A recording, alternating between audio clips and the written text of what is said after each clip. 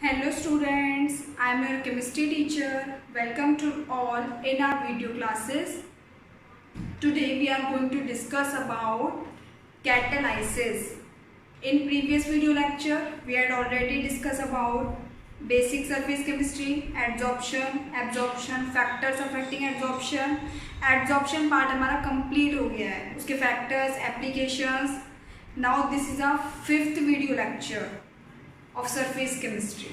In this video lecture we are going to discuss about catalysis.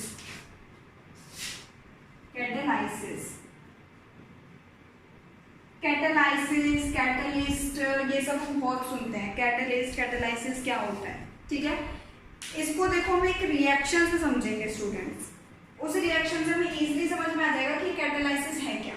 Reaction देखो 2KClO3 KCl ये क्या है, इसका नाम क्या होगा, पोटेशियम क्लोराइड. ठीक है. पोटेशियम क्लोराइड की रिएक्शन किसके साथ करवाएंगे हम, पोटेशियम क्लोराइड को हीट करा देते हैं. अब देखो पोटेशियम क्लोराइड को अगर हम हीट कराते तो ये क्या होगा, ऑक्सीजन रिमूव करेगा, KCl रिमूव करेगा और क्या कर देगा, ऑक्सीजन. ठीक है. बैलेंस कर लो, यहाँ क्या आ जाएगा 2KCl और 3O2.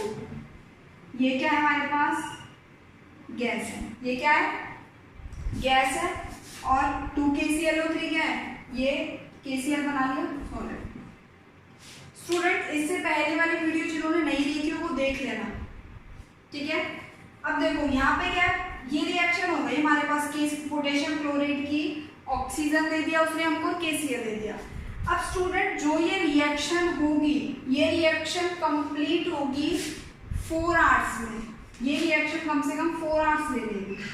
This reaction takes 4 hours. कितने आवर्स ले लेगी ये रिएक्शन, 4 आवर्स में कंप्लीट होगी. अब देखो इस रिएक्शन से हमें क्या प्रिपेयर हो रहा है, ऑक्सीजन प्रिपेयर हो रहा है. इससे क्या हो रहा है, ऑक्सीजन प्रिपेयर हो रहा है. भाई बहुत टाइम ले लिया इसने तो प्रिपेयर होने में, काफी टाइम ले लिया. 4 घंटे में, 4 घंटे में तो अगर इंसान को ऑक्सीजन की बहुत ही जल्दी जरूरत है तो 4 घंटे में तो बहुत टाइम लग जाएगा, लेकिन तो इंसान भर ही लेगा. तो इसके लिए क्या हुआ, हमें कुछ ऐसा करना पड़ा ताकि इस रिएक्शन को होने में इतना टाइम ना लगे, इस रिएक्शन को होने में इतना टाइम ना लगे. ठीक है. तो ये रिएक्शन इतने में ना हो. अब देखो जैसे ये रिएक्शन 4 घंटे में हो रही है, लेट हो रही है, ठीक है. क्या ही होती है, कुछ रिएक्शंस हमारी ऐसी होती है जो बहुत ही स्लो होती हैं. कुछ रिएक्शंस क्या होती है हमारी बहुत ही स्लो होती है. कुछ रिएक्शंस ऐसी भी होती हैं जो बहुत ही फास्ट होती हैं. भाई रिएक्शन होती है, कुछ फास्ट होती है, कुछ स्लो होती है, कुछ मॉडरेट रहती है. ठीक है. तो हमारा जो कैटालाइसिस होता है ना स्टूडेंट, ना तो वो बहुत ही स्लो रिएक्शन पे काम कर सकता है, ना ही वो बहुत फास्ट रिएक्शंस पे काम कर सकता है. ठीक है. ना तो स्लो रिएक्शन में काम करेगा, ना ही फास्ट रिएक्शन में काम करेगा. अब ये रिएक्शन हमारी थोड़ी और कम टाइम पीरियड में हो जाए और हमें ऑक्सीजन इजीली अवेलेबल हो जाए. एक हमें ऐसा प्रोसेस ढूंढना है.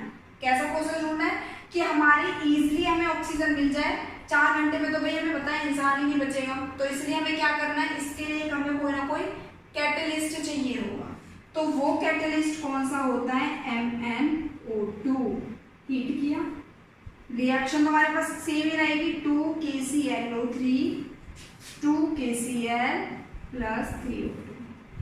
आया समझ में.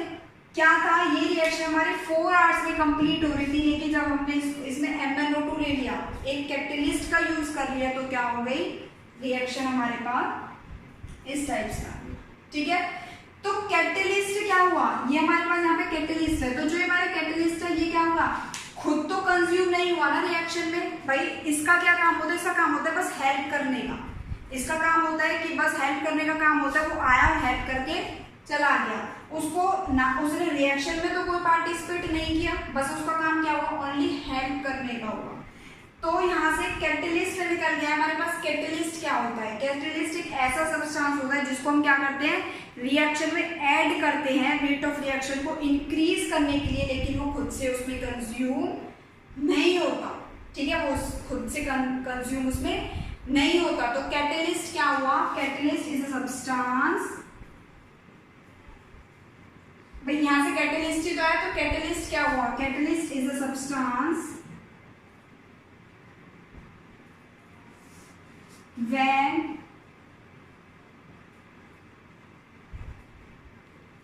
added to reaction, रिएक्ट किसी में क्या हुआ, उसको ऐड किया, when added to reacting system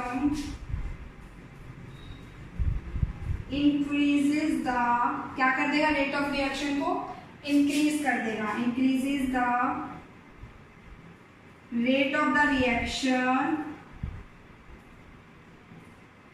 without itself consumed, without itself being consumed। भाई उसने क्या किया, उसने बस हेल्प कर दी, लेकिन वो खुद से तो क्या हुआ, कंज्यूम नहीं हुआ ना, ठीक है। तो ये तो क्या हुआ, कैटलिस्ट हो गया। जो इसका फिनोमिना होता है जो रेट ऑफ रिएक्शन को इंक्रीज कर देता है, the phenomena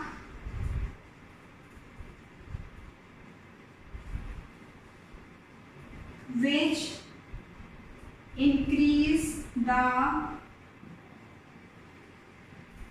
rate of reaction, the phenomena which increase the rate of reaction with the help of catalyst, with the help of catalyst is known as catalysis, is known as catalysis. आया समझ में, catalyst क्या हुआ, catalyst ये हुआ, लेकिन इसने क्या कर दिया, कंज्यूम नहीं हुआ रिएक्शन में, बस इसका काम कर रहा है हेल्प करने का, भी इसने हेल्प कर दिया, ठीक है। तो catalyst is a substance when added to reacting system, ये सिस्टम है रिएक्टिंग सिस्टम है, उसमें क्या कर दिया, उसने रेट ऑफ रिएक्शन को इंक्रीज कर दिया। अब वो सही टाइम में रेट ऑफ रिएक्शन हो जाएगी और वो खुद से उसमें कंज्यूम नहीं हुआ। तो ये जो फिनोमिना होता है जो इंक्रीज करता है रेट ऑफ रिएक्शन को कैटेलिस्ट का यूज करके, उसे क्या बोलते हैं, हम कैटेलाइसिस बोलते हैं। आया समझ में कैटेलाइसिस क्या होता है। तो कैटेलिस्ट जो होता है वो ना तो कम स्पीड पे यूज होता है, ना ही हाई रिएक्शन पे यूज होता है, मॉडरेट स्टेज पे इसका यूज करते हैं, ठीक है। इसका स्क्रीनशॉट ले लो।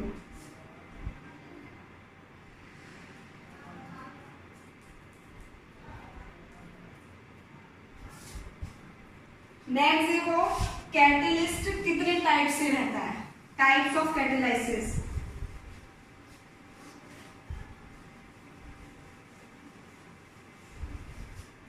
टाइप्स ऑफ कैटेलाइसिस देखो, होमोजीनियस कैटेलाइसिस और हेटेरोजीनियस।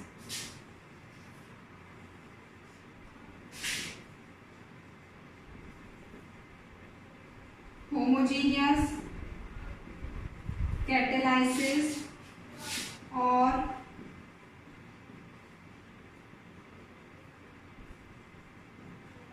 Heterogeneous catalysis. होमोजीनियस इसका मतलब सेम। इसमें क्या रहता है, होमोजीनियस कैटेलाइसिस में क्या हुआ, कैटेलिस्ट एग्जिस्ट करेगा सेम फेस में, कैटेलिस्ट एग्जिस्ट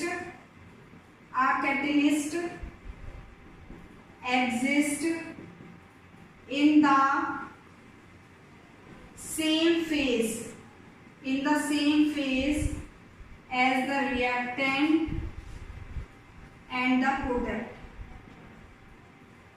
भाई होमो मतलब सेम ही तो रहता है, होमो मतलब क्या रहता है, सेम ही तो रहता है, जिसमें क्या हो, सेम फेज हो, रिएक्टेंट में भी और प्रोडक्ट में भी।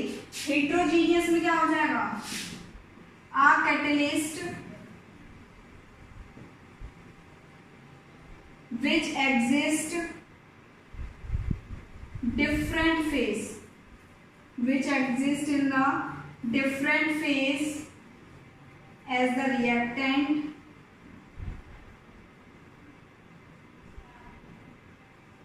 and the product। जो क्या हो, डिफरेंट फेज में हो, किसमें, रिएक्टेंट में और प्रोडक्ट में हेटेरोजीनियस, और जो सेम फेज में हो वो क्या हो जाएगा, होमोजीनियस कैटेलाइसिस, ठीक है।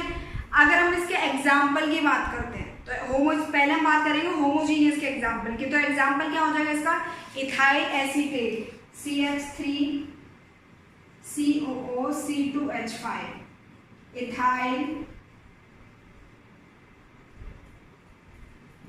एसीटेट किसके साथ करवानी है, H2O के साथ, ठीक है। तो क्या मिलेगा, हमें एसिटिक एसिड CH3H पॉजिटिव की प्रेजेंस में CH3COOH, ठीक है। क्या मिल गया, एसिटिक एसिड मिल गया, प्लस क्या मिलेगा C2H5OH, C2H5OH, ठीक है। अब देखो ये क्या है हमारे पास, एक्वस, इथाइल एसीटेट किस में है, एक्वस में है, H2O लिक्विड में है, ये भी किस में है, एसिटिक एसिड किस में है, एक्वस में हो गया, और इथाइल अल्कोहल किस में हो गया, एक्वस में। तो देखो यहाँ पे भी इथाइल एसीटेट एक्वस में, ये भी एक्वस में। तो इस रिएक्शन में क्या हुआ, जो कैटेलाइज्ड हो रहे दोनों क्या एक्वस में ही है, तो इसमें क्या होगा, इसका मतलब होमोजीनियस है। तो जो इसमें कैटेलिस्ट है वो क्या है, होमोजीनियस कैटेलिस्ट हो गया, और इसके फिनोमिना को कैसे क्या बोलेंगे, जो कैटेलाइसिस हो रहा है होमोजीनियस कैटेलाइसिस, ठीक है। अब देखो यहाँ पे इथाइल एसीटेट था, H2O के साथ करी, एसिटिक एसिड मिल गया, क्या मिल गया, एसिटिक एसिड मिल गया। तो दोनों ही किसमें एक्वस की फॉर्म में प्रेजेंट है, इस वजह से क्या हो गया, एग्जाम्पल किसका होगा, होमोजीनियस का होगा। नेक्स्ट एग्जाम्पल देखेंगे हेट्रोजीनियस का, इसका स्क्रीनशॉट ले लो स्टूडेंट्स। नेक्स्ट एग्जाम्पल देखो हेट्रोजीनियस कैटालिसिस का। इसके एग्जाम्पल में देखो ये चीज समझ लो पहले, ये समझने के लिए है, लिख के कहीं नहीं दिखाना तुम्हें एग्जाम्पल में। इसकी जो हेट्रोजीनियस कैटालिसिस का जो एग्जाम्पल होता है, उसकी मैकेनिज्म 5 पार्ट्स में होती है। सबसे पहले होता है diffusion of molecules to surface, ठीक है। ये हमारे पास एक सरफेस है, ठीक है। तो ये यहाँ पे कोई मॉलिक्यूल है, ये क्या आएगा, सरफेस पे आएगा। तो फर्स्ट क्या होगा, diffusion of molecules to surface. Second देखो adsorption on to surface, adsorption अब किस पे हो जाएगा, मॉलिक्यूल का सरफेस पे। अब क्या हो गया, हमारे पास सरफेस पे मॉलिक्यूल आ गया, ठीक है। अब इसके बाद थर्ड में क्या होगा, फॉर्मेशन ऑफ प्रोडक्ट, प्रोडक्ट की क्या हो गई, फॉर्मेशन हो गई, यहाँ पे प्रोडक्ट की क्या हो गई, फॉर्मेशन हो गई। अब नेक्स्ट देखो डिसॉर्प्शन ऑफ प्रोडक्ट, डिसॉर्प्शन मतलब क्या होगा, दोबारा जाने की प्रोसेसिंग में रहेगा, डिसॉर्प्शन होगा। लास्ट है डिफ्यूजन बैक, दोबारा से क्या हो जाएगा, उसका डिफ्यूजन हो जाएगा, ठीक है। तो हेट्रोजीनियस कैटालिसिस के जो एग्जांपल होता है वो 5 पार्ट्स के बाद फॉर्म होता है। सबसे पहले क्या होता है, diffusion of molecules to surface, molecule क्या होगा, सरफेस पे आने की तैयारी में रहेगा। Second adsorption on to surface, surface पे वो क्या हो गया, एड्सॉर्ब हो गया। उसके बाद फॉर्मेशन हो गई किसकी, प्रोडक्ट की। उसके बाद डिसॉर्प्शन हो गया प्रोडक्ट का, वो जाने के लिए तैयार है। उसके बाद क्या हुआ, डिफ्यूजन बैक, दोबारा से क्या हो गया, उसका डिफ्यूजन हो गया, दोबारा से क्या हो गया, उसका डिफ्यूजन हो गया, ठीक है। अब देखो एग्जांपल देखो, इस तरह से ये रिएक्शन है, SO2 गैस है, O2 2SO3, इसमें क्या है, SO2 and O2 are gases and SO3 sorry V2O5 is solid, ठीक है। तो इस केस में देखो सबसे पहला पार्ट क्या था, डिफ्यूजन होगा मॉलिक्यूल्स का सरफेस पे। तो फर्स्ट में क्या आता है, diffusion of molecules of surface, SO2 और O2 क्या रहेंगे, सरफेस पे आने के लिए रेडी रहेंगे, SO2 और O2, ठीक है। सेकंड क्या है हमारे पास, adsorption on to surface, surface पे दोनों आ जाएंगे, SO2 और O2 दोनों क्या हो गए, सरफेस पे आ गए। थर्ड क्या होगा, प्रोडक्ट की फॉर्मेशन हो गई। तो प्रोडक्ट में क्या बना लिया इन्होंने, SO3 बना लिया, ये बना लिया। नेक्स्ट क्या है हमारे पास, डिसॉर्प्शन होगा, प्रोडक्ट का डिसॉर्प्शन होने के लिए रेडी है, यहाँ से डिसॉर्प्शन होगा, ठीक है। SO3 का फिर से क्या होगा, डिसॉर्प्शन होने को रेडी है। लास्ट में क्या हो जाएगा, डिफ्यूजन बैक, दोबारा से वो डिफ्यूज हो जाएगा। आया समझ में। तो ये एग्जांपल किसका हो गया, हेट्रोजीनियस का हो गया, ये एग्जांपल किसका हो गया, हेट्रोजीनियस का हो गया। SO2 और O2 दो थे हमारे पास, सबसे पहले क्या हो गए, वो डिफ्यूजन हुआ, सबसे पहले डिफ्यूज हो रहे हैं, उसके बाद एड्सॉर्प्शन सरफेस पे आ गए हैं, उसके बाद फॉर्मेशन हो गई प्रोडक्ट्स की, उसके बाद क्या हुआ है, वो दोबारा से डिसॉल्व होने के लिए रेडी है, और लास्ट में क्या हो जाएगा, डिफ्यूजन बैक हो जाएगा, ठीक है। एक दो टाइप्स के होमोजीनियस हेट्रोजीनियस कैटालाइसिस हो गए, एक हमारे पास पॉजिटिव और नेगेटिव कैटालाइसिस भी रहते हैं। कौन कौन से रहते हैं, पॉजिटिव और नेगेटिव कैटालाइसिस भी रहते हैं, पॉजिटिव कैटालाइसिस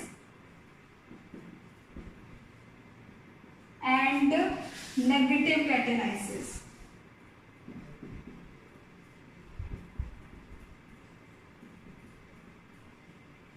पॉजिटिव कैटालाइसिस क्या रहते हैं, जो इंक्रीज कर देते हैं रेट ऑफ रिएक्शन को, increases the rate of reaction, ठीक है। नेगेटिव कैटालाइसिस क्या करते हैं, which decreases the rate of reaction, which decreases the rate of reaction. इसको हम पॉइजन भी बोलते हैं, इसको क्या बोलते हैं, पॉइजन भी बोलते हैं, ठीक है। नेगेटिव कैटालाइसिस, ये हो गया हमारे पास पॉजिटिव और नेगेटिव कैटालाइसिस, ठीक है। नेक्स्ट देखते हैं डिफरेंसेस, होमोजेनियस कैटालाइसिस और हेटेरोजेनियस कैटालाइसिस। स्टूडेंट्स नेक्स्ट है differences between homogeneous catalysis and heterogeneous catalysis. First difference, catalyst and reactant single phase. Homo मतलब क्या रहता है, सिंपल सेम रहता है, तो होमो मतलब क्या रहेगा, सिंगल फेज में रहेगा। लेकिन हेटेरोजेनियस कैटलिस्ट क्या रहते हैं, डिफरेंट फेज में रहते हैं, catalyst and reactant different phase, ठीक है।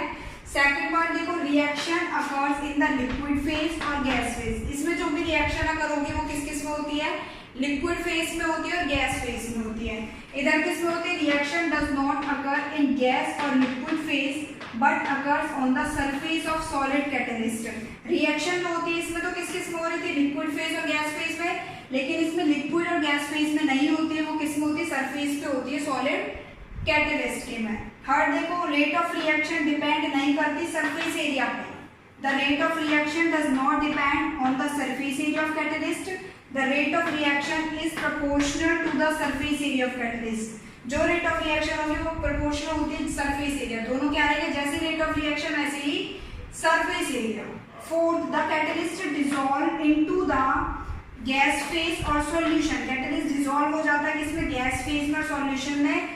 The catalyst does not dissolve in the reacting mixture। जो reacting mixture है उसमें क्या होता है, वो dissolve नहीं हो पाता। लास्ट देखो, catalyst cannot be easily separated from the product of reaction। Catalyst को हम easily separate नहीं कर सकते हैं, लेकिन इसमें क्या हो सकता है, रिएक्शन प्रोडक्ट से हम easily separate कर देते। तो ये 5 डिफरेंस है। पहला था कैटलिस्ट क्या हुआ, इसमें रिएक्टेंट क्या रहता है, सिंगल फेज में रहता है, उसमें डिफरेंट फेज में रहता है। इसमें लिक्विड फेज और गैस फेज दोनों में रिएक्शन अगर करती है, लेकिन इसमें किस में करती है, सॉलिड कैटलिस्ट में होती है, लिक्विड और गैस फेज में नहीं होती है। रेट ऑफ रिएक्शन इसमें क्या होता है, सरफेस एरिया पे डिपेंड नहीं करती है, इसमें क्या करती है, प्रोपोर्शनल होती है उसके। इसमें कैसे भी डिसॉल्व कर देता है गैस फेज और सॉल्यूशन को, उसमें डिसॉल्व नहीं होता है। और इसमें क्या होता है, होमोजेनियस में सेपरेटेड नहीं कर सकते उसे, हम इसमें सेपरेट कर सकते हैं, ठीक है। तो इसमें हमने क्या देख लिया कि कैटालाइसिस क्या होता है, रिएक्शन किसमें, कैटालाइसिस किसमें होता है, मॉडरेट कंडीशन में उसको हम यूज कर सकते हैं कैटालाइसिस का। और कैटालाइसिस क्या होता है कि खुद हेल्प करने के लिए आता है बस वो, लेकिन रिएक्शन में कंज्यूम नहीं होता है, और उस फिनोमिना को क्या करते हैं, जो रेट ऑफ रिएक्शन वो बढ़ा देता है as a use of catalyst, तो उसे क्या बोलते हैं, कैटालाइसिस बोलते हैं, ठीक है। उसके बाद हमने 2 टाइप से देख लिए, होमोजीनियस, हेटेरोजीनियस। क्या होते हैं, जो सिंगल फेज में होते हैं रिएक्टेंट प्रोडक्ट में वो होमोजीनियस, और डिफरेंट में रहते हैं वो हेटेरोजीनियस। होमोजीनियस का एग्जांपल देख लिया, हेटेरोजीनियस में कैसे उसका डिसॉर्प्शन होता है, कैसे वापस बैक हो जाता है वो, उसके बाद दोनों में डिफरेंसेस। ये है हमारा कैटालाइसिस का part. Okay students, thank you.